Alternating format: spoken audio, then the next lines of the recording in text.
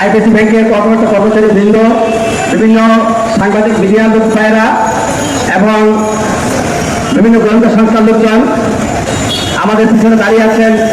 IPC ব্যাংকের নিরাপত্তা দায়িত্বে নিয়োজিত কর্মী ভাইয়েরা, আসসালামু আলাইকুম রহমতুল্লাহ।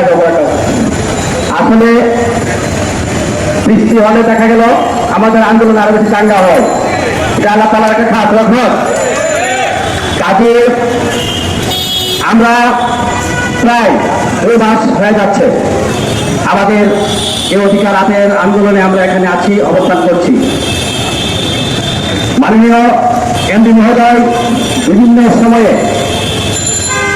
ওনার প্রতিনিধির মাধ্যমে আমরা দফায় দফায় আলোচনা করেছি।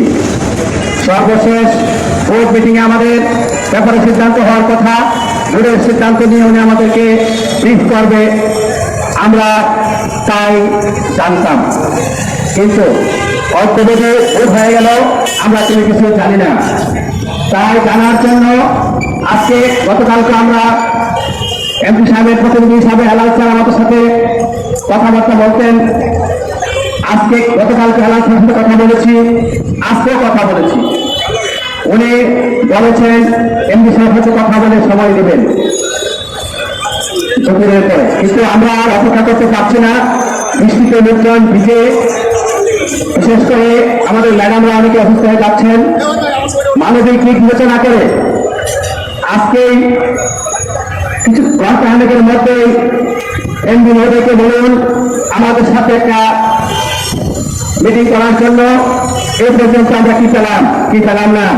আমাদের অ্যাপ্লিকেশনের কি হয়েছে, আমরা যারা চাকরির জন্য আবেদন করেছি, বেনিফিটের জন্য আবেদন করেছি, কি হয়েছে সেই জিনিসটা আমাদের কি স্পষ্ট জানিয়ে দিন। আমরা এখানে অবস্থান করব শান্তিপূর্ণভাবে। আপনারা যারা এখানে আছেন,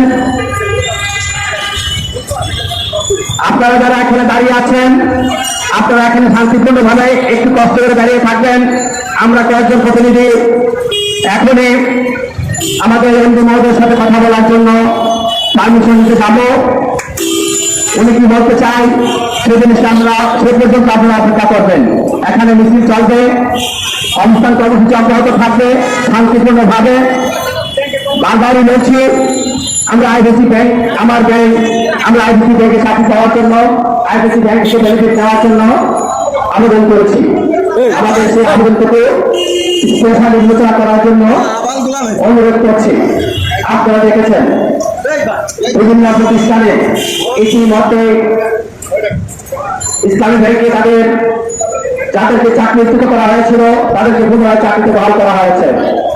আমরা কিছুদিন আগে দেখেছেন ব্লাড ব্যাংক প্রায় 2,500-এর মতো কর্মী বাংলাদেশ ব্যাংকের সাথে মানববন্ধন করেছে, বিভিন্ন মিডিয়াতে চলে এসেছে। আর আমরা প্রায় 2 মাস যাবৎ এখন অবস্থান করছি। আমাদের কর্তৃপক্ষ বলেছিলেন স্পষ্ট ভাষায় বোর্ড গঠন হলে প্রথম বোর্ড মিটিংয়ে আমাদের চাকরি ফেরত দেওয়া হবে, সেই ব্যবস্থা করবেন, করতে হয়েছে। আর এই বোর্ডের চেয়ারম্যান একজন সাবেক এমডি, এই বোর্ডে যারা আছেন বাংলাদেশ ব্যাংকের সম্মানিত ইডি, বিভিন্ন চার্টার্ড অ্যাকাউন্টেন্ট, অর্থ মন্ত্রণালয়ের 2 জন প্রতিনিধি আছেন। ব্লাড ব্যাংকে যারা আছেন তারা তো সবাই ব্যাংকিং জানে, তাদেরকে ব্যাংকিং শিখানোর কোনো কিছু নেই। আমাদের স্পষ্ট দাবি, আপনি আর কাল খতম করবেন না। আপনি আর কাল খতম না করে আমরা শান্তিপূর্ণ অবস্থানে আছি, শান্তিপূর্ণ অবস্থান বাড়ি থাকুক। কেন আপনি আর্মি স্কোপ দিয়ে আইপিসি ব্যাংকে ঢুকতে হয়? কেন পুলিশ বাহিনী স্কোপে আপনাকে আইপিসি ব্যাংকে ঢুকতে হয়? আমরা তো শুধু বুধবার বৃহস্পতিবার প্রায় 2 মাসের মধ্যে একদিন শুধু কর্মসূচি দিয়েছিলাম আইপিসি ব্যাংকে কাউকে ঢুকতে দেওয়া হবে না। তারপরেও আপনাদের সাথে আপনার মাধ্যমে আলোচনা সাপেক্ষে আমরা সব গাড়ি ছেড়ে দিয়েছি। আইপিসি ব্যাংকের সমস্ত কর্মকর্তাদেরকে আমরা ছেড়ে দিয়েছি। শুধু আইপিসি ব্যাংকের প্রিন্সিপাল ক্লাসে যারা কর্মরত আছেন, কাস্টমার সময় তাদেরকে ওপেন যাওয়ার জন্য বলে দিয়েছিলাম। পরবর্তী পর্যায়ে আপনাদেরকে ছেড়ে দিয়েছি।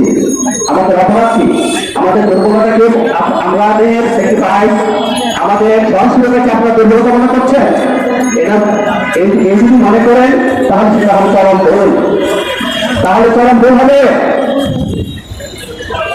আমরা যদি আরো কঠিন কর্মসূচি দেই, আমরা বাংলাদেশ একটা স্বাধীন দেশ।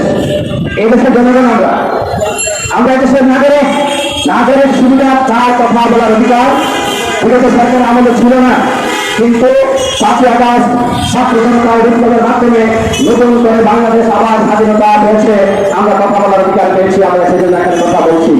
কাজে আপনারা মনে করবেন না সেনাবাহিনী দিয়ে পুলিশ দিয়ে আমাদের আন্দোলন চালিয়ে রাখবেন। যেখানে রক্তপাত হয় সেখানে আন্দোলন কিন্তু আরো চাঙ্গা হয়।